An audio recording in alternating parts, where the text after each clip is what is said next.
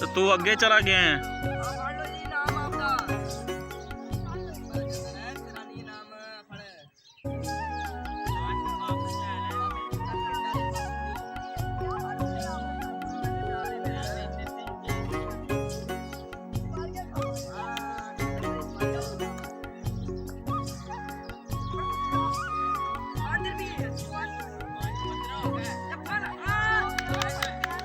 ਉਹ ਪੈਰ ਲੱਗ ਗਿਆ ਕੈਮਰੇ 'ਚ ਵੇਖ ਲੈ ਭਾਵੇਂ